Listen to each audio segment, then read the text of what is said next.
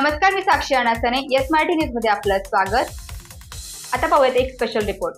नाशिकच्या जिल्हा अधिकारी कार्यालयाच्या इथे आलेलो आहोत. आज शक्ती प्रदर्शन आहे महाविकास आघाडीचं. उमेदवारांचं साधारणतः अर्ज भरले जाणार आहेत, उमेदवारी अर्ज भरले जाणार आहेत. त्या निमित्ताने संपूर्ण हे रॅली काढली गेलेली आहे आणि शक्ती प्रदर्शन करण्यात आलेलं आहे. प्रचार जोरदार होत आहे महिनाभरापासून आणि त्याच सर्व पार्श्वभूमीवर येथे या संपूर्ण रॅलीचं आयोजन केलं गेलेलं आहे. आता थोड्याच वेळानंतर या संपूर्ण रॅलीचं येथे आगमन होणार आहे. कार्यकर्ते जमलेले आहे, जनसमुदाय आहे आणि राजाभाऊ वाजे यांच्या पाठीशी भक्कमपणे उभं राहणाऱ्या त्यांच्या कार्यकर्त्यांचा समूह आणि जनतेचा विश्वास हे संपूर्ण आपण चित्र इथे बघू शकतो. आपल्या मागे एक युवक आहे, त्यांच्या प्रतिक्रिया आपण जाणून घेऊयात. नमस्कार दादा, कुठून आलात आपण? काय नाव? आम्ही इगतपुरी घोटीमधून आलेलो आहे. राजाभाऊ यांचे एक कट्टर समर्थक आहे आम्ही. आणि या होऊ घातलेल्या लोकसभा निवडणुकीमध्ये नाशिक जिल्ह्याचे नेते आदरणीय श्री जनसेवक राजाभाऊ वाजे, त्यांचा महत्वाचा विषय म्हणजे जनसेवेतून त्यांचं नाव आहे. समाजकार्यातून ते 80% समाजकारण आणि 20% राजकारण या विचारधारेवर चालणारे आपल्या बाळासाहेबांचे खरे कट्टर शिवसैनिक राजाभाऊ वाजे होऊ घातलेल्या लोकसभेच्या निवडणुकीमध्ये आमचा हा राजाभाऊंचाच गुलाल. आमचा ज्या दिवशी राजाभाऊंचा लोकसभेत उमेदवारी जाहीर झाली त्या दिवशी ठामपणे आम्ही निर्णय घेतला कारण येणाऱ्या काळात आमच्या नाशिक जिल्ह्याचे खासदार माननीय जनसेवक आदरणीय राजाभाऊ वाजेच होणार. आणि आमचा युवकांच्या ज्या संपूर्ण अपेक्षा असते किंवा मागण्या असतील, बेरोजगारीचा वरचा प्रश्न असेल, तो राजाभाऊ सोडवतील का? काय वाटतं? येणाऱ्या काळात राजाभाऊंनी मागच्या 2014 मध्ये विधानसभेमध्ये काम केलेले, आमच्या मतदारसंघामध्ये खूप विकास कामं केलेले. युवकांचे प्रश्न असो, शेतकरी वर्गाचे असो, व्यापारी असो, सर्वच प्रश्न भाऊंनी मार्गी लावले आणि येणाऱ्या काळात आमच्या नाशिक जिल्ह्याला विकासाच्या वाटचालीकडे नेण्याचं काम आमचे आदरणीय जनसेवक राजाभाऊ वाजे करतील. आम्हाला सर्वांना त्यांच्याकडून आशा आहे. धन्यवाद. काय बाबा, कुठून आलात आपण? काय नाव आपलं? दिलीप जाधव, कुठून आलात आपण? गोटे. काय सांगाल? एकंदरीत भव्य दिव्य रॅली निघाली आहे, शक्ती प्रदर्शन होत आहे, आज उमेदवारी अर्ज दाखल होणार आहेत. काय सांगाल एकंदरीत? काय राजाभाऊ वाजेच अजून महायुतीचा उमेदवार हा त्यांनी कोणी येऊ शकणार नाही. राजाभाऊ वाजे एकमेव उमेदवार आहे सिन्नर तालुक्याचे. एक सर्वात प्रचंड बहुमताने निवडून येतील राजाभाऊ वाजे. जनतेमध्ये प्रचंड आक्रोश आहे, पाण्याची समस्या आहे बऱ्याच तालुक्यांमध्ये. या सगळ्या समस्या त्या सोडवतील का किंवा जनतेसाठी कितपत खरे उतरतील? काय वाटतं? ते योग्य निर्णय घ्यायचे. एकदम राजाभाऊ सगळे करू शकतात असं. शेतकऱ्यांचा जो आक्रोश आहे, शेतकऱ्यांच्या ज्या मागण्या आहेत त्या राजाभाऊ वाजे पूर्ण करतील का? यावर्षी नाशिक जिल्ह्याचे दोन्ही खासदार नाशिक व दिंडोरी हे महाविकास आघाडीचेच होणार. त्यातले त्यात राजाभाऊ वाजे यांच्या विरुद्ध अजून महायुतीला उमेदवारच भेटला नाही. कदाचित आजची रॅली पाहिली तर ते एकमेकावर ढकलतील का हे तिकीट आता तुम्ही घ्या. कदाचित त्यांना उमेदवारही मिळणार नाही, नाशिकची अशी परिस्थिती आहे. तर दिंडोरी मतदारसंघामध्ये स्थानिक ज्या आमच्या स्टँडिंग खासदार आहे यांनी शेतकऱ्यांचे प्रश्न सोडवण्यामध्ये अपयशी ठरल्या. त्यामुळे त्यांच्यावरही खूप शेतकऱ्यांचा मोठा आक्रोश आहे, व्यापाऱ्यांचा आक्रोश आहे. त्यामुळे नाशिक लोकसभेचे दोन्ही खासदार राष्ट्रवादी काँग्रेस पक्षाचे दिंडोरीचे भास्कररावजी बगरे सर व शिवसेना उद्धव साहेब बाळासाहेब ठाकरे यांचे राजाभाऊ वाजे यांचा दणदणीत मताने विजय होणार आहे. अनेक तालुक्यात असेल, दिंडोरी असेल किंवा नाशिकच्या जवळच्या अनेक तालुक्यांमध्ये अनेक समस्या आहेत, शेतकऱ्यांचा आक्रोश आहेत, परंतु पाण्याच्या समस्या असतील, रस्त्यांची समस्या असतील, अनेक समस्या आहेत. तर या संपूर्ण समस्यांवर हे दोन्ही उमेदवार कितपत खरे ठरतील किंवा कितपत आश्रय जाईल? हे जे दोन्ही उमेदवार आहे, सर्वात महत्वाची गोष्ट, हे दोन्ही उमेदवार ग्राउंड लेवलचे आहेत. सर्वसामान्य कार्यकर्ते म्हणून आज उमेदवार जरी असले तरी ते कार्यकर्ते म्हणून आज लोकांमध्ये वावरतात. त्यामुळे त्यांची प्रतिमा जनसामान्यात खूप उंचावलेली आहे आणि हे ग्राउंड लेवलचे कार्यकर्ते असल्यामुळे दोन्ही उमेदवार लोकसभेत पोहोचणार आणि नाशिक जिल्ह्याचे सर्व प्रश्न सोडवणार. सगळीकडे जर पाहिलं म्हणजे इतर ठिकाणी असतील, शालिमारला असेल किंवा इतर ठिकाणी असेल, जनतेच्या प्रतिक्रिया जेव्हा जाणून घेतल्या तेव्हा राजाभाऊ वाजे बद्दल सकारात्मक भावना येते जनतेकडून. ते काम करतील, विकासाची कामं करतील, विश्वास सार्थ ठरवतील असं सगळ्या जनतेचं मत आहे किंवा कार्यकर्त्यांचं मत आहे. तर काय वाटतंय का? नाही, कसे आमचे सहकाऱ्यांनी सांगितलंच आहे, दिंडोरी असो किंवा नाशिक असो, तर जनतेने हातात निवडणूक घेतलेली. आता हे काही पक्षाच्या हातात नाही राहिली, स्वतःहून लोक पुढे येऊन या दोघा उमेदवारांना प्रचंड निवडून देणार. आजचा जो पाहू राहिले माहोल तुम्ही त्याच्यावरनं ठरवा ना. तुम्ही आमच्यापेक्षा जास्त फिरता. काय परिस्थिती पण जनतेने हातात पण पण अद्यापही महायुतीचा उमेदवार हा डिसाईड झाला नाहीये. त्यांनी त्यांचा विचार आहे, त्यांचं काहीतरी असेल. उमेदवार जेव्हा घोषित होईल तेव्हा या सगळ्यांवर कुठेतरी परिणाम होईल का? नाही काही परिणाम नाही होणार. राजाभाऊ वाजे तेव्हा सुद्धा भरघोस मतांनी मताने निवडून येते, 100% निवडून येते. कुठून आलात आपण? काय नाव? येवला अनिल मोठा. येवल्यामध्ये पाण्याची समस्या आहे किंवा अनेक काही समस्या आहेत, त्या समस्यांवर राजाभाऊ वाजे कितपत उपाय करतात? राजाभाऊ राजे नाही आमच्याकडे, बगरे सर आहे. वगैरे सर, हा. बगरे सरांकडनं आम्ही काम करून घेऊ. आमच्या ज्या समस्या आहेत त्या सोडूनच घेऊ आम्ही, अधिकाराने सोडून घेऊ. तर महाविकास आघाडीचे जे उमेदवार आहे वगैरे सर, ते तुमच्या सगळ्या विश्वासाला साथ ठरवतात. 100% साथ. काय सांगाल? काय नाव आपलं? संतोष पानगाव. काय सांगाल एकंदरीत महाविकास आघाडीचे दोन्ही उमेदवार किंवा आज निघालेली ही प्रचंड अशी भव्य रॅली आणि संपूर्ण निवडणुकीचं पार्श्वभूमी आणि विकास कामं किंवा शेतकऱ्यांची नाराजी, काय सांगाल?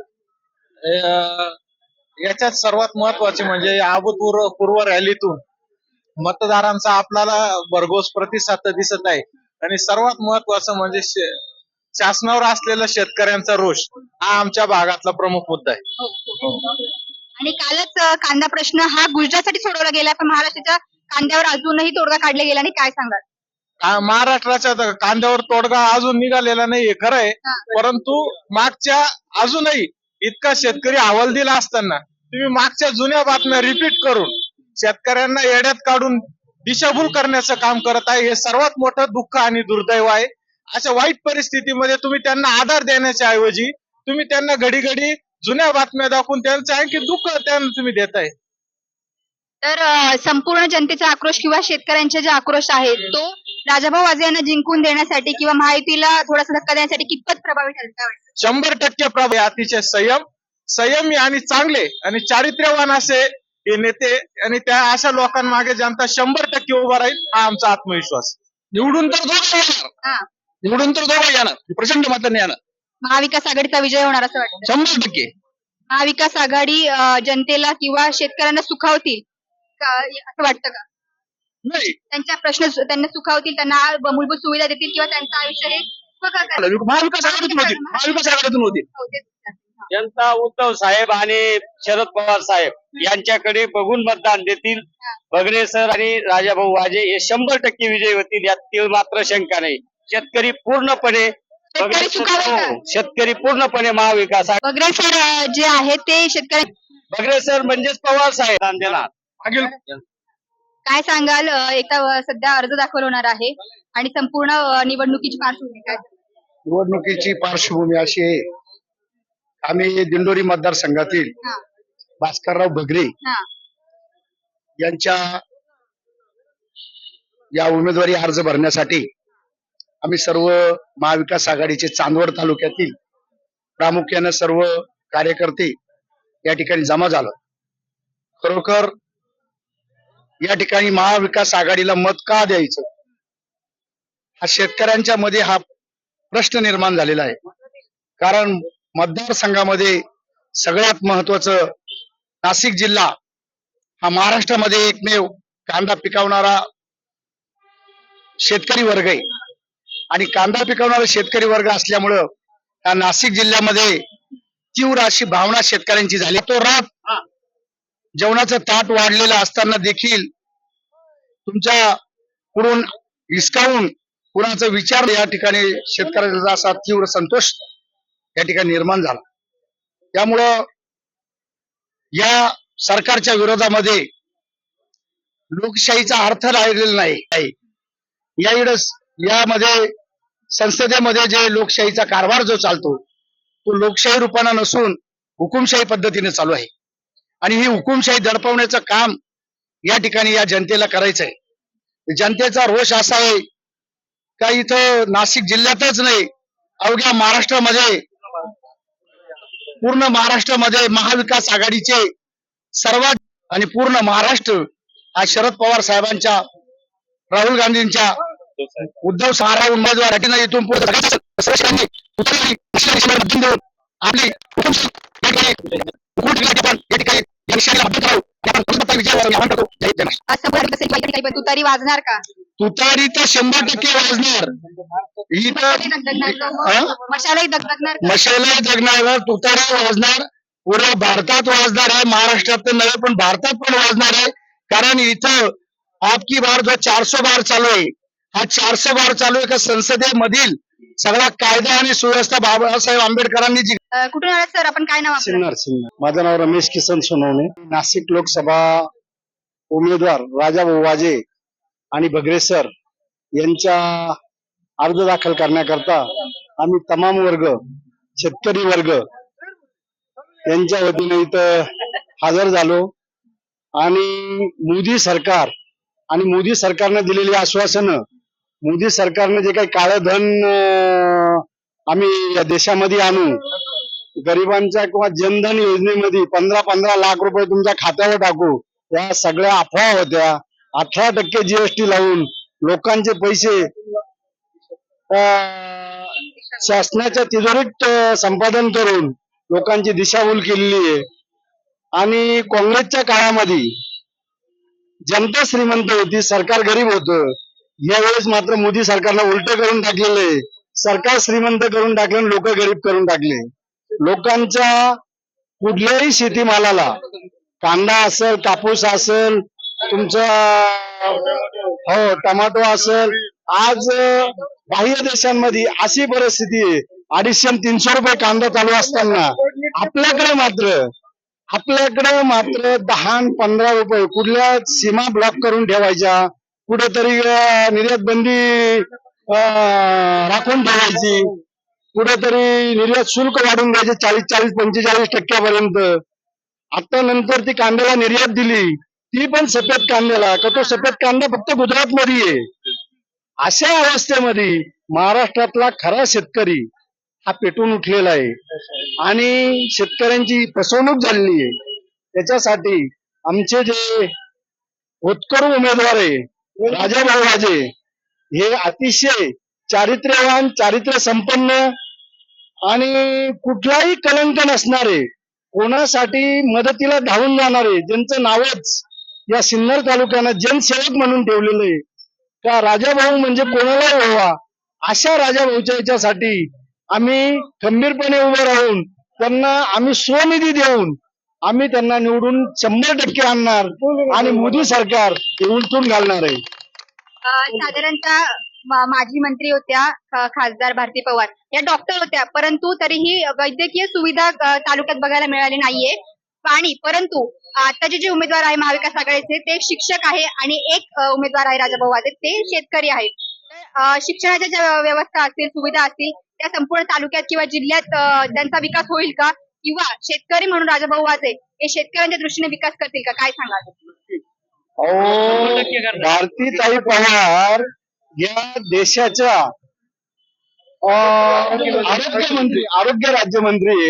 आरोग्य राज्यमंत्री असताना त्यांच्या मतदारसंघामध्ये कळवण, दिंडोरी, येवला हे तालुक्याचे गावं असताना कुठल्याही प्रकारच्या सुविधा नाही, कुठल्याही प्रकारची औषधं नाही, कुठल्याही प्रकारची काहीच नाही.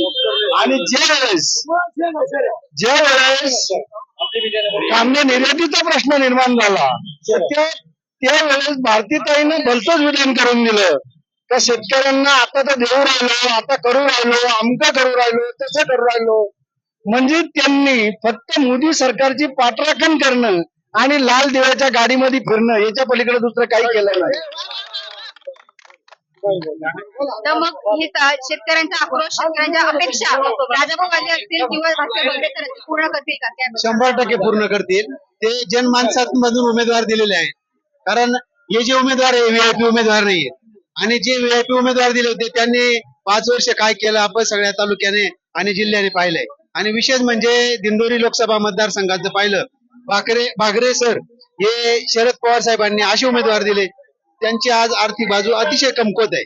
पूर्ण मतदारसंघात 48 खासदारांपैकी निलेश लंके आणि बगरे सर अतिशय गरीब आणि प्रामाणिक उमेदवार पवार साहेबांनी दिलेले आहेत. आणि जर विषय घेतला राज्यमंत्रींचा, तर मतदारसंघात कुठल्याही प्रकारचं काम झालेलं नाही आणि सगळ्यात जास्त कांद्याचं आणि द्राक्ष, सोयाबीनची वाट लागलेली आहे. आणि कांद्याचा जर विषय घेतला तर ताईंनी आधी खाणाऱ्याचा विचार केला. ज्यावेळेस आम्ही निर्यात बंदीचा आणि निर्यात शुल्क कमी करण्याची मागणी केली, त्यावेळेस ताईंनी सांगितलं की ह्या जगात भारतात 70% लोक हे खाणारे आहेत आणि 30% लोक हे कमावणारे आहेत. मग आम्हाला कमवणाऱ्यांपेक्षा आधी खाणाऱ्यांचा विचार करावा लागेल. आणि मग आता आमचा प्रश्न आहे की ताईंना मतदान खाणारे करणार आहेत का कमवणारे करणार आहेत, असा आमचा प्रश्न आहे. महाविकास आघाडीचा! महाविकास आघाडीचा! तुम आगे बढ़ो! हम तुम्हारे साथ! साधारणतः जनतेचा आक्रोश आणि शेतकऱ्यांची नाराजी हे महायुतीला कितपत धक्का देणार ठरेल, काय सांगा? सर्वात प्रथम तुम्हाला सांगतो, आम्ही सगळे शेतकरी आहे. आणि सगळं मी निफाडवरून आलोय. आमचा मतदारसंघ दिंडोरी आहे. सगळ्या शेतकरी स्वतःच्या खर्चाने स्वयंस्फूर्तीनं या सरकारला धडा शिकवण्यासाठी इथं आलेले आणि ते शिकल्याशिवाय राहणार नाही. यांनी बांगलादेशची बॉर्डर बंद केली, भूतानून कांदा आयात केला, आमच्या सगळ्या शेतकऱ्यांचं वाटोळं करून टाकलं. प्रथमतः सगळे शेतकऱ्यांच्या विरुद्ध सरकार आहे हे. त्याच्यामुळे भगरे सर आणि वाजे साहेब सुद्धा उच्च शिक्षित आहे. कोणी त्यांना अडाणी समजू नाहीये. ते त्यांना कोणाला पाहायचं असेल तर त्यांनी ते पाहायचं. या जरी डॉक्टर असल्या ना, भगरे सर शिक्षक आहे, यांना ते चांगला धडा शिकतील याची आम्हाला सगळ्यांना गॅरंटी शाश्वती आहे. आमचा विजय हे सगळे स्वखर्चाने आलेले शेतकरी आहेत. देवळाहून आलेलो आहे मी. हा, नाव सांगा. नमस्कार, मी देवळातील शेतकरी. माझा मतदारसंघ म्हणजे हा दिंडोरी लोकसभा मतदारसंघ. 2019 ला ज्या विद्यमान खासदार भारती पवार आहेत यांच्याच प्रचार सभेसाठी मोदी साहेब पिंपळगाव आले होते आणि म्हटले होते की मैंने भी बचपन से जब प्रयास किया है ना, वो आपके पसीने से बने हुए आहे. परंतु मोदी सरकार आणि आमच्या दिंडोरी लोकसभा मतदारसंघाच्या विद्यमान केंद्रीय मंत्री भारती पवार, मी तुम्हाला एकच आवाहन करू इच्छितो की तुम्ही गेल्या 5 वर्षाच्या कार्यकाळामध्ये फक्त 2019 शेतकऱ्यांच्या, कांदा उत्पादक शेतकऱ्यांच्या, द्राक्ष उत्पादक शेतकऱ्यांच्या आणि टोमॅटो उत्पादक शेतकऱ्यांच्या नावाने मतं मागितली. परंतु तुम्ही 5 वर्ष दिंडोरी लोकसभा मतदारसंघामध्ये पूर्णपणे पाठ फिरवली. आणि जेव्हा आता तुमची आमच्या शेतकऱ्यांच्या तीव्र प्रतिक्रिया बघून दिंडोरी लोकसभा मतदारसंघातील तो कांदा उत्पादक शेतकरी असो की द्राक्ष उत्पादक असो की टोमॅटो उत्पादक शेतकरी असो, जेव्हा आमच्या कांद्याची निर्यातबंदी तुम्ही केली आणि आमचा तीव्र रोष बघता आता केंद्र सरकारने काल परत नोटिफिकेशन कुठले काढले नाही, फक्त बोलतापा या गोदीने दिली की निर्यात आम्ही चालू केली. परंतु मी एवढं तमाम कांदा उत्पादक शेतकऱ्यांच्या वतीने, द्राक्ष उत्पादक शेतकऱ्यांच्या वतीने, टोमॅटो उत्पादक शेतकऱ्यांच्या वतीने एक आवाहन करतो की आता बीजेपी सरकारची पायाखालची वाळू सरकली असल्यामुळे त्यांनी आता गेल्या 4-5 दिवसापूर्वी ठाकूर मथुर काहीतरी शेतकऱ्यांना वेळात काढण्याचा, फसवण्याचा प्रयत्न केलेला आहे. आम्ही आता आमच्या दिंडोरी लोकसभा मतदारसंघाचा खासदार भगरे सरांना पूर्णपणे पाठिंबा देऊन त्यांना आम्ही भगरे सरांना या संसदेमध्ये, पार्लमेंटमध्ये बहुमताने पाठवू. कारण भारतीताईंनी आमच्या शेतकऱ्यांकडे जशी पाठ फिरवली तसा दिंडोरी लोकसभा मतदारसंघातील कांदा उत्पादक शेतकरी असो की टोमॅटो उत्पादक शेतकरी असो की द्राक्ष उत्पादक शेतकरी असो, हा तुम्हाला धडा शिकवल्याशिवाय राहणार नाही अशी मी काळाची आणि तमाम शेतकरी बांधवांची, माझ्या कांद्याची, माझ्या द्राक्षाची आणि टोमॅटोची शपथ घेऊन तुम्हाला मी सांगतो. आणि कुठून आलात आपण, काय नाव? मी दिंडोरी तालुक्यातून आलेलो आहे. ज्या नाशिक जिल्ह्यामध्ये आरोग्य मंत्री पद भेटल्याच्या नंतर जो देशाला एक आयडल म्हणून दिंडोरी लोकसभाचं जे दवाखान्याचं द्यायला पाहिजे होतं, आणि महत्वाचं म्हणजे आता सर्वच इथे या ठिकाणी शेतकरीच्या मुद्द्यावरती बोललेले सर्व शेतकरी, मी शेतकरी, पण मला एक खंत वाटते की माझ्या मतदारसंघामध्ये एक आदिवासी मंत्री असताना तुम्ही केवळ नावासाठी आदिवासी मंत्री म्हणून मिरवता का? ज्या सुरगाण्याचे गाव, ज्या 12 गावांनी आंदोलन केलं होतं की आम्हाला गुजरातमध्ये सामील करा, त्यांची काय चुकी होती? त्यांची आजही तीच परिस्थिती आहे. केंद्राकडनं फक्त गोटीच्या घोषणा झाल्या, पण त्या गावामध्ये आज 1 रुपया पोहोचला नाही. भारती पवार ह्या 5 वर्षामध्ये त्या गावांमध्ये कधी गेल्याच नाही. मग तुम्ही मंत्रीपद जर घेत असाल आणि मला मतदारसंघामध्ये फिरायची गरज नाही असं त्यावेळेस तुम्ही म्हणता, आम्ही फोन करतो त्यावेळेस, तर तुम्हाला आता मत मागण्यासाठी गावोगावी का फिरता? तुम्ही दिल्लीमध्ये बसा, दिल्लीमधून मत मागा. जर तुमच्यावर खरं जनतेचं प्रेम असेल तर जनता तुम्हाला निवडून देईल. तुम्हाला गावोगावी जाऊन लोकांच्या हात जोडण्याची गरज नाही. आज तुम्हाला लोक हाकलून देत आहेत, का देत आहेत? तर याचं तुम्ही आत्मपरीक्षण करा. दिंडोरी सारख्या ठिकाणी नाशिक जिल्ह्यामध्ये सर्वात जास्त कांद्याचं उत्पादन हे कळवण, दिंडोरी, इकडे तुमच्या निफाडमध्ये होतं, लासलगाव मध्ये होतं, आणि त्या ठिकाणी तुम्ही काय सुविधा दिल्यात? शेतकऱ्यांच्या बाबतीमध्ये निर्यातीमध्ये खोटे आकडेवारी समोर आणून आणि निवडणुकीच्या याच्यासाठी तुम्ही केवळ आकडेवारी पेपरमध्ये देता. जेव्हा ते तपासलं गेलं तर ही सगळी मागची आकडेवारी आहे. इतका खोटं बोलता आणि किती खोटं बोलायचं? मग मोदीच्या गॅरंटी ह्याच आहेत का? आणि मला या निमित्ताने मी भारती पवारांना एक सांगू इच्छितो की तुम्ही जर मोदी सरकारच्या याच्यावरती मत मागत असाल तर 20 मेला ही जनता, ही सबंध मतदारसंघातील जनता तुम्हाला दाखवून दिल्याशिवाय राहणार नाही. आणि दुसरी बाब म्हणजे तुम्ही जर खरंच मोदी आणि शहाचं गुणगान गात असाल तर मला नाशिक रोड ते सप्तशृंगीगड ते हातगड ते सापुतारा अशी रेल्वेची कनेक्टिव्हिटी करून दाखवा, जेणेकरून कांदा, स्ट्रॉबेरी, टमाटे एक्सपोर्ट होतील. काही पोर्ट निफाडला घेण्याऐवजी ते सुरगाणा पेठ भागामध्ये घ्या, पश्चिम भागात घ्या आणि त्या ठिकाणी जे रोजगारासाठी जे लोक स्थलांतरित होतात तेच त्यांचं स्थलांतर थांबेल आणि कुठेतरी त्या लोकांनाही दोन पैसे भेटतील. आज ते कुटुंब सोडून दुसऱ्या तालुक्यांमध्ये स्थलांतर होतं आणि आपण म्हणतो की आपला भारत देश विकसित देश होतोय. अरे आपला मतदारसंघ बघा अगोदर, की आपण आरोग्य मंत्री असताना आपल्या मतदारसंघामध्ये आरोग्य सेवेचे 3-13 वाजलेत, कुठे डॉक्टर नाही. तुम्ही स्वतः MBBS आहे आणि MBBS असताना आपण कुठले डॉक्टर कोणत्या याच्यासाठी उपचारासाठी ठेवले पाहिजे, त्या ठिकाणी स्त्रीरोग तज्ञ नाही, DGO नाही आणि तुम्ही फक्त म्हणता आम्ही इतका निधी आणला. कागदावरचा निधी नकोय आम्हाला खरा विकास पाहिजे. तुम्ही जनतेला सांगू नका की विकास झालाय, जनतेने तुम्हाला सांगितलं पाहिजे का आमच्या मतदारसंघामध्ये खरा विकास झालाय. आणि 10 वर्ष नुसते मोदींनी गॅरंटीच्या नावावर ते चाटा मारलेत. आता ही जनता बगरे सरांना निवडून देणार नाही. सबंध मतदारसंघातून एकच आवाज येतोय, घरचे खाऊ मिरचे भाकर आणि निवडून देऊ बगरे सर.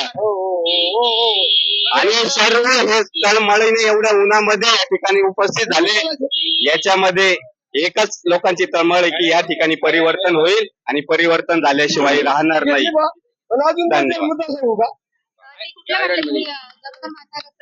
आता मागेच आपल्या सुरगाणाला एक गरोदर माता म्हणजे बाळांत होताना ती जी एक्सपायर झाली, त्या संदर्भात तिथल्या शेतकऱ्यांच्या, तिथल्या जनसामान्य नागरिकांच्या अशा प्रतिक्रिया आल्या की ज्या आपण आपल्या दिंडोरी लोकसभा मतदारसंघामधून जे केंद्रीय राज्य आरोग्य मंत्री निवडून दिल्या आणि आरोग्य सेवेचे खरोखर 3-13 वाजलेले आहेत.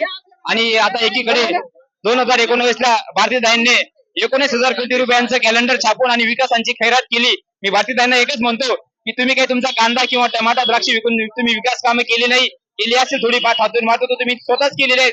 तुम्ही सगळ्या गोष्टी त्या कुठल्याही विकास कामामध्ये हस्तक्षेप करून तुम्ही त्या केलेल्या, त्या कशा पद्धतीने केल्या, काय केल्या याची आम्हाला काही घेणे देणं नाही. परंतु कांदा निर्यात बंदी करून, टमाटा आयात करून आणि द्राक्षाची निर्यात बंदी करून आमच्या शेतकऱ्यांचा जो खरा विकास होता हा तुम्ही खऱ्या अर्थाने हा आमचा विकास, शेतकऱ्यांचा विकास हा तुम्ही रखडलेला आहे आणि आमच्या विकासाला तुम्ही खीळ घातलेली आहे. त्यामुळे आम्ही आता येणाऱ्या 2024 च्या निवडणुकीमध्ये तुम्हाला नक्कीच आम्ही खीळ घालू आणि धडा शिकू, हे मी तमाम शेतकरी मायबाबांच्या वतीने एक तुम्हाला जाहीरपणे आवाहन करतो.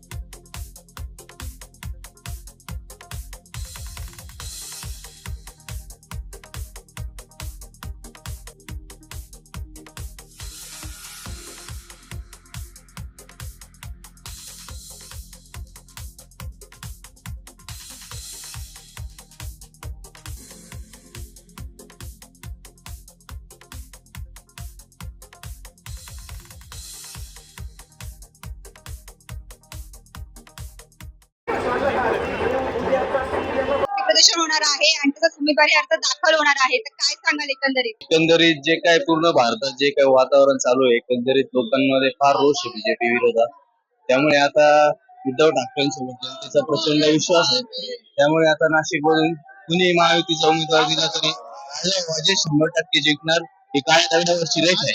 राजा वाजे 2.5 लाखाच्या फरकाने निवडून येणार. समोर कुठलाही उमेदवार असू द्या, कुठलाही, आमचा माणूस 1 महिन्याच्या प्रचाराची आघाडी घेतलेली आहे. त्यामुळे आम्हाला आता समजा कुठलाही उमेदवार असला, राजा वाजे 2.5 लाखाच्या मताच्या फरकाने निवडून येणार, ह्या काळ्या दगडावरची रेख आहे. संजय राऊत आले, सर्वांचे आगमन झाले. एकंदरीत आपण बघूच शकता आता रथ निघालेला आहे, त्यामुळे प्रचंड गर्दी झालेली आहे.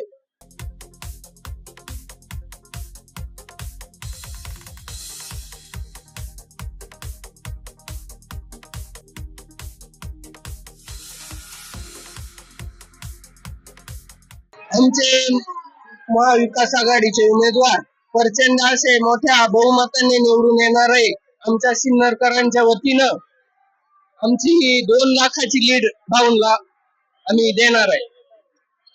जर महायुतीचा उमेदवार ठरायचा आहे किंवा अजूनही ठरलेला नाहीये तर त्याबाबतीत काय त्यांना उमेदवार, त्यामुळे आमच्या उमेदवारासमोर मोदी आहे? महिलांचा प्रतिसाद मोठ्या प्रमाणात आहे. भव्य दिव्य असं प्रदर्शन, प्रचार सुरू आहे, रॅली निघालेली आहे, तर काय सांगाल एकंदरीत? आम्ही आज आमचा उमेदवार राजाभाऊ वाजे यांचा फॉर्म भरण्यासाठी चाललेलो आहोत. आणि या फॉर्म भरल्यानंतर अतिशय आज तुम्ही बघतच असाल किती भव्य दिव्य असा सगळ्यांचा जो हे दिसतोय तुम्हाला माहोल.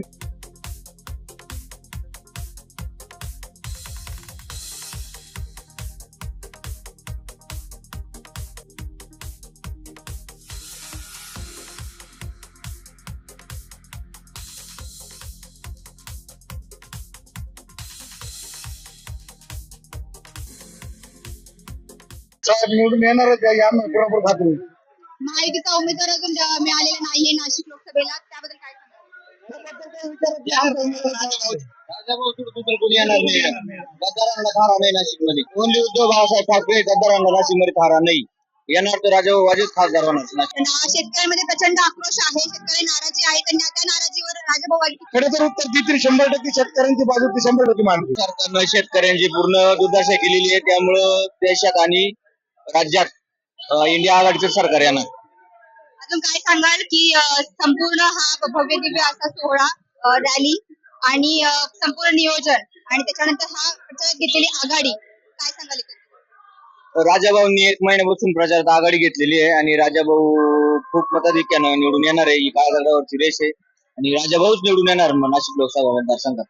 समोरच्या महायुतीच्या उमेदवाराला राजाभाऊ समोर असा तगडा असा उमेदवार मिळत नसल्यामुळे त्यांनी उमेदवारी घोषित केलेली नाहीये. त्यामुळे राजाभाऊच निवडून येणार. उद्या कुठलाही उमेदवार ठरला तर कितपत महाविकास आघाडीवर परिणाम होईल? कोणताही परिणाम होणार नाही, काहीच होणार नाही आणि महायुती जे निवडणूक आहे जनतेने हातात घेतलेली निवडणूक आहे आणि कुठलाही परिणाम आता होणार नाहीये. संपूर्ण महाराष्ट्रामध्ये त्या देशात पण महाविकास आघाडीचं सरकार इंडिया आघाडीचं. फक्त जनतेचा एवढंच आहे का ईव्हीएम वर भरोसा नाहीये. ईव्हीएम वर जर काही शंका उपस्थित केलेल्या आहे, जर ईव्हीएम जर काही गडबड असेल तर मग सांगू शकत नाही. पण जनता आज ही पूर्ण महाविकास इंडिया आघाडी बरोबर आहे. जनता म्हणल्यापेक्षा सर्वसामान्य गरीब शेतकरी वर्ग सर्व इंडिया आघाडी बरोबर आहे. त्याच्यामुळे देशात पूर्ण परिवर्तन होईल. मोदी सरकारने निवडणुकीच्या पार्श्वभूमीवर अनेक आश्वासन दिलेले आहे, अनेक योजना काढलेल्या आहेत, काय सांगाल? कोणतेही आश्वासन पूर्ण झालेले नाही. ना 15 लाख आलेले, ना काही आलेले. कोणते सर्व फेक आश्वासनं दिलेले, कोणती आश्वासने पूर्तता होईल?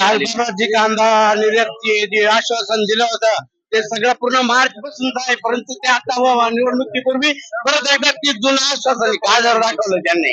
बाकी आताच आश्वासन नाही, त्याच्यावर तारखा बघा. एक मार्च पासूनच ते आश्वासन दिलेलं ते पण पूर्णता झालेलं नाही आणि आता निवडणुकीच्या याच्यावर फक्त शेतकऱ्यांसाठी खुशखबर म्हणले आणि आता परत उताने पडले. नाही काय झालेलं आहे, ही जी गद्दारी केलेली आहे शरद पवार साहेब आणि उद्धव ठाकरे साहेबांसोबत, या गद्दारीचा वाचपा जनता काढणारच आहे. त्यामुळं ते जी मोदी शहा यांनी जे महाराष्ट्रावर चाल केलेली आहे गुजराती लॉबीनं, तर त्याचा वाचपा मराठी माणूस आणि महाराष्ट्रीयन माणूस काढणारच आहे, यात काही शंका नाही. ते तुम्हाला 4 जूनला मतपेटीतून दिसन. फक्त जर ईव्हीएम वर जर शंका उपस्थित, जर ईव्हीएम जर काही गडबडीत असेल तर मग ती मोठी हानी होऊ शकते. बाकी ईव्हीएम लोकांची आजही शंकाच आहे. गुजरातमध्ये कांदा निर्यात बंदी जी आहे ती पुन्हा म्हणजे खुली त्यांना संधी दिली गेलेली आहे, पण महाराष्ट्राचा अजूनही कांद्याचा प्रश्न सुटलेला नाही, काय सांगाल? हेतू ठेवून त्यांनी निर्यात बंदी उठवली आणि त्याच्यानंतर हे जे मोदी सरकार आहे ते फेकू सरकार आहे. त्या सरकारचा म्हणजे अक्षरशः 10 वर्ष लोकांच्या डोळ्यात धूळ फेकलेली आणि आता हे सरकार येणार तर नाहीच नाही. मागच्या 2 फेज मध्ये आपण बघितलं असं 102 आणि त्याच्यानंतर 88-89 जागांचे मतदान झालं. आपण त्याच्यात बघितलं असेल तर जनतेचा कौल हा महाविकास आघाडी अर्थात इंडिया आघाडीकडे आहे. त्याच्यामुळे यावेळेस परिवर्तन होणार म्हणजे होणार. दिंडोरीत म्हणा किंवा इतर ठिकाणीही प्रचाराची खूप मोठ्या प्रमाणात प्रचार चालू आहे, सभा घेतल्या जात आहे मोदी आणि अमित शहाकडून, तर त्याबद्दल काय सांगाल? महाराष्ट्रामध्ये मोदीच्या सभेचा कुठलाही परिणाम होणार नाही. महाराष्ट्रामध्ये फक्त ठाकरे आणि पवार ठाकरे आणि पवार ब्रँडच चालणार आणि महाराष्ट्राची अस्मिता त्यांच्याकडे. हे गुजराती लॉबी इथं महाराष्ट्रात चालणार नाही, ही जनता दाखवून देणार आहे मतदानाच्या स्वरूपात.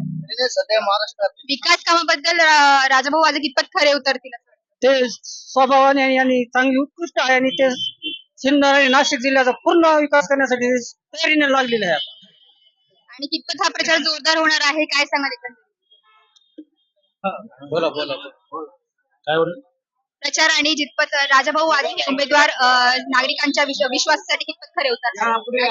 100% बाजू लागणार आहे आणि ते ते स्वतः आणि ते निष्ठा आहे एकनिष्ठ आहे. पक्षाची गद्दारी आजपर्यंत पक्षाची कुठल्याही प्रकारची गद्दारी झालेली नाही. पक्षाची गद्दारी केल्यामुळे ही जनता पेटून उठलेली आहे. शरद पवार साहेब आणि उद्धव ठाकरे साहेबांबरोबर या गुजराती लॉबीने गद्दारी केल्यामुळं ही महाराष्ट्रातली पूर्ण जनता पेटून उठलेली आहे. आणि हे तुम्हाला जे आज जे चित्र दिसतंय हे पूर्ण पेटून उठलेलं चित्र आहे. हे फक्त महाराष्ट्रावर गुजराती लॉबीनं पक्ष फोडून आणि पक्षांचं हुकुमशाही पद्धतीनं देशामध्ये आणि राज्यामध्ये राज्य करताय याच्यासाठी तोड देण्यासाठी राजाभाऊंची उमेदवारी आणि राजाभाऊ हे कोणत्याही परिस्थितीत निवडून येणारी काळ्या दगडावरची रेष आहे. त्यात काही शंका नाही, कारण समोर राजाभाऊला उमेदवार तसा तोड उमेदवार भेटत नाही. राजाभाऊची उमेदवारी जाहीर होऊन कमीत कमी 1 महिना झालेला आहे, तरी समोरच्यांना उमेदवारी भेटत नाही. याचा अर्थ राजाभाऊ 35 दिवस झाले राजाभाऊला उमेदवारी भेटून. ते काय जाणून घ्या. काय सांगाल ताई की तुम्ही प्रचारासाठी आलेला आहे, एवढी भव्य दिव्य रॅली आहे, तर काय सांगाल राजाभाऊ वाजे? सुरुवातीपासून आम्ही राजाभाऊंबरोबर आहोत.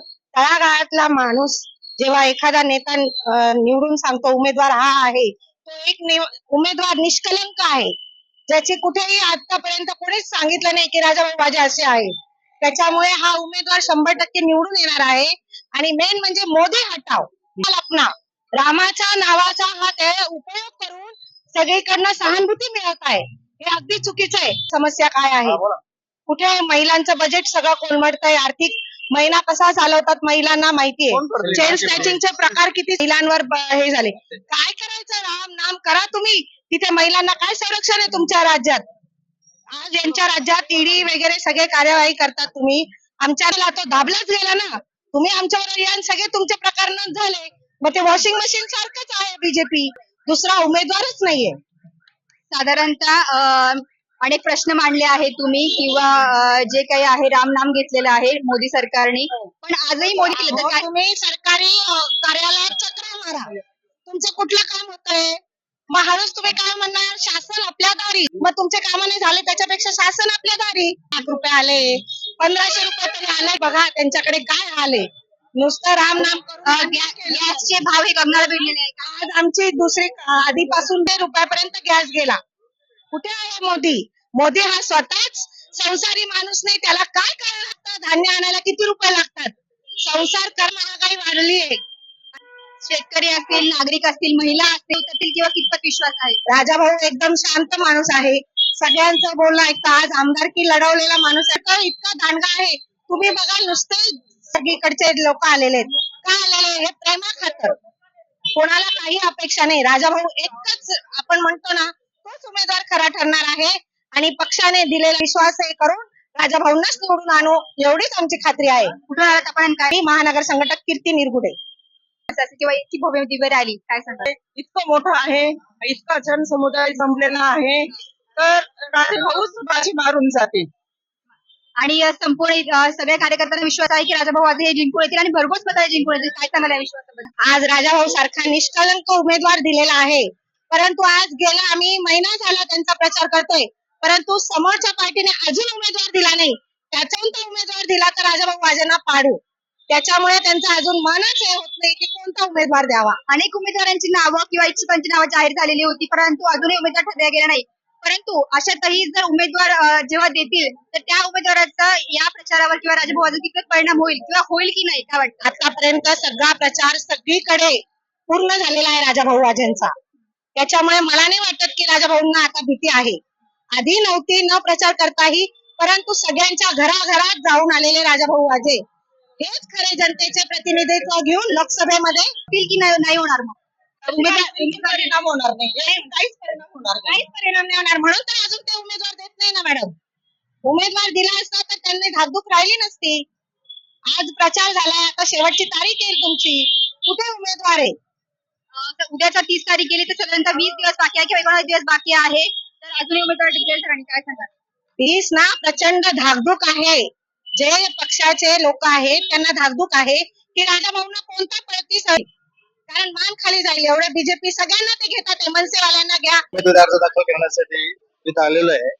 परिस्थिती अशी की नाशिक जिल्हा हा कांदा उत्पादक जिल्हा आहे आणि त्या गेल्या 9-9.5 वर्षामध्ये लोकांना आत्महत्या लोकांनी केल्याच, प्रवृत्त केल्या आत्महत्याला. त्याच्यानंतर सोयाबीन उत्पादक शेतकरी त्या सोयाबीनच्या मालाला बाजार नाही. 2004-5 साली जो 42-43 सोयाबीनला बाजार होता, माझाही तोच बाजार आहे.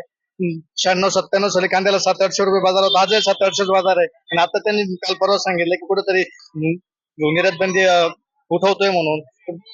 निवडणुकीचा हेतू ठेवून आता 3रा-4था टप्पा इकडचा आपला उत्तर महाराष्ट्र मुंबईकडे येत असल्या कारणाने तो कांदा उत्पादक शेतकरी लक्षात घेऊन त्याने निर्यात बंदी उठवलेली आहे. तोपर्यंत आमच्याकडे आता कांदा शिल्लक राहिलेला नाही. आता आम्ही काय करायचं हा मोठा प्रश्न आहे. आणि आम्ही बरेच मतदारसंघामध्ये फिरलो आहोत, तिथला एकंदरीत सर्वे केलेला आहे. त्या संपूर्ण तालुक्यांमध्ये शेतकऱ्यांकडून प्रचंड असा आक्रोश आणि नाराजी बघायला मिळाली.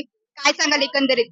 हे संपूर्ण देशामध्ये अँटी मोदी लाट आहे, पण हे जो देशाचे प्रमुख जे चॅनल आहे मीडियाचे ते लोकांपर्यंत सर्वसामान्य लोकांपर्यंत त्या बातम्या येत नाही. आता तुमच्या चॅनलची येते की नाही मला माहित नाही, पण तुमचं नाश्ता कसं आहे, BP माझा असेल किंवा तुमच्या हिंदी चॅनल असेल, यांच्या बातम्याच्या ग्राउंड लेवलवरच्या बातम्या त्या लोकांपर्यंत येत नाही. ही सगळ्यात दुर्दैवाची गोष्ट आहे. नाहीतर आज देशामध्ये अँटी मोदी लाट आहे. काय सांगाल सर, कुठून आलात आपण, काय नाव? सिन्नरहून आलेलो आहे. ज्या बीजेपी सरकारने 70 कोटीचा अजितदादा घोटाळ्याचा आरोप केला, बरोबर, हो. हेच अजितदादा आज त्यांच्या मशीन मध्ये गेले आणि धुवून काढले त्यांनी. या भ्रष्टाचार लोकांना यांनी सांगितले भ्रष्टाचार मिटवायचा. हेच अजितदादाला आज त्यांनी सरकारमध्ये घेतलं, असा विषय.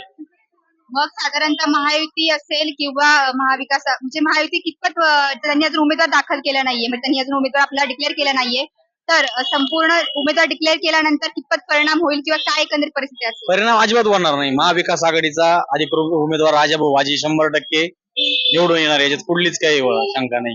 अनेक ठिकाणी पाण्याची समस्या आहे, शेतकऱ्यांची नाराजी आहे, तर त्यावर राजाभाऊ वाजे कितपत खरे उतरतील काय वाटतं? राजाभाऊंना याच्या आधी आमदारकीचं पद भोगेल आहे, त्याच्यामुळे 100% त्यांना लोकांची जाणीव आहे. आणि तो शेतकरी माणूस आहे राजाभाऊ वाजे. स्वतः राजाभाऊ वाजे यांचं जमीन आहे, ते स्वतःचा गाई गोठा आहे, स्वतः शेतकऱ्यांचा पुत्र आहे ते. त्याला माहिती काय परिस्थिती त्यांना. गोरगरिबांच्या मौतीला कुणीच येऊ शकत नाही. त्यांचं राजकारणापेक्षा समाजकारण 50% हे समाजकारण आहे त्यांचं. देशाच्या राजकारणात अत्यंत संयमी खासदार असतील तर राजाभाऊ वाजेच असतील. जनतेच्या भावना समजून घेतात, जाणून घेतात असं म्हणायचं?